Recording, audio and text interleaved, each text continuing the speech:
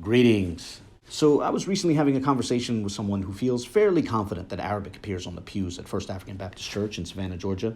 And that person, knowing that I personally remain skeptical, asked me what it would take for me to bridge the gap from skepticism to a confident conclusion that Arabic, in fact, appears on the pews. So this is what I proposed.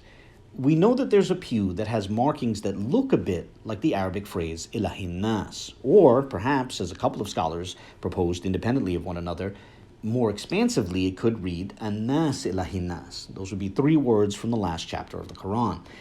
Now, that proposal implies that the writer started marking the relevant pew in the middle of the text, as if he's like picking it up in the middle of the sentence. And so, with that in mind, what would thoroughly convince me is if, for example, we found other pieces of that chapter on other nearby pews.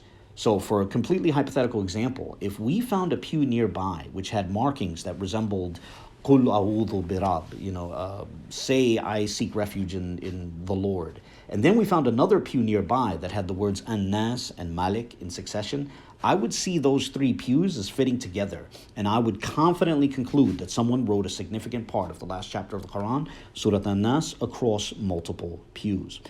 But does that sort of thing actually exist? And the honest answer is I honestly don't know. I've only seen a few of the pews. There are certain men who brag about having images of all the pews, yet who unfortunately embargo those images. But whatever the case, I personally don't know what might appear on the other pews that I haven't seen, much less their precise positions relative to the pews that I have seen. But this is important, as a certain proximity of one pew to another can have an impact on interpretations, on how one interprets markings when they're considered together. And with that in mind, I want to share that I was recently looking at this nearly 6-year-old video, which is on the As Gods Movement channel, which is actually the older channel of the host of the We Woke Now channel. And at slightly past the 9-minute mark of this video, he shows a bit of footage he shot while walking between two pews. And a couple of parts caught my eye. First is this part right here.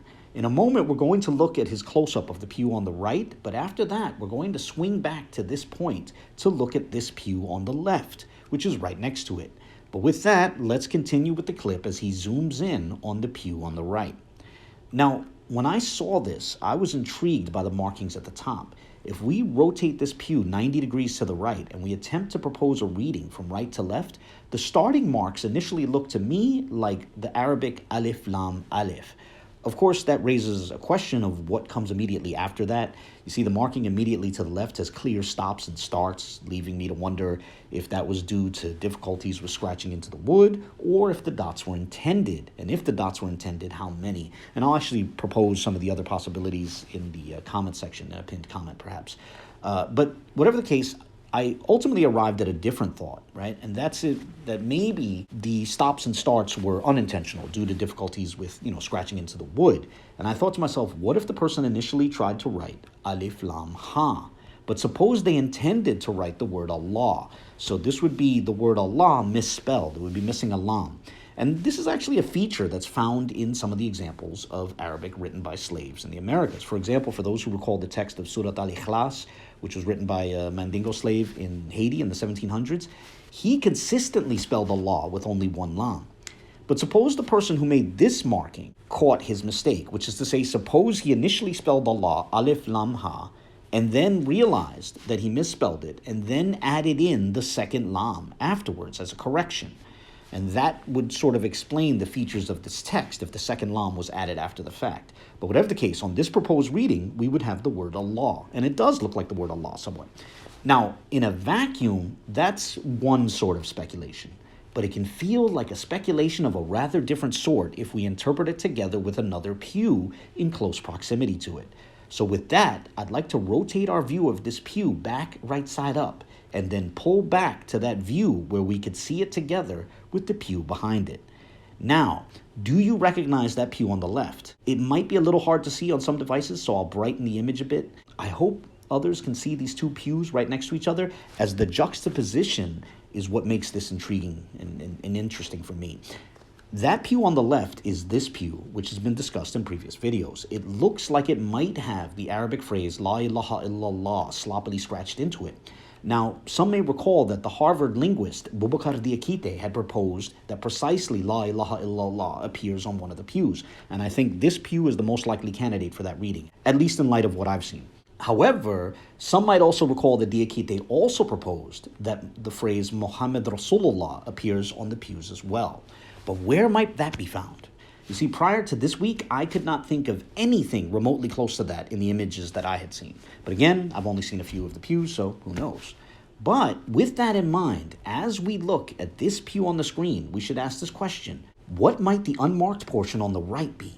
Now, the Orthodox Moor has proposed that it could be two Ge'ez characters, Ha and Sha, and that's certainly possible, but to me, it looks like the Arabic Ra, Sin, which would be the first two letters of the word Rasul. And next to those markings, there might be what started out to be a lam, but was abandoned for lack of space. And now, with that in mind, let's map out the two pews we've looked at. On one pew, the pew on the left, you have a portion that looks like it might have La ilaha illallah sloppily written on it. And now let's rotate these two pews 90 degrees to the right so we can get a different view. Aside from what looks like La ilaha illallah, that same pew has what looks like someone might have started to write Rasul, but either misspelled it or didn't complete it. And then right next to that pew is a pew that looks like it has something resembling Allah on it.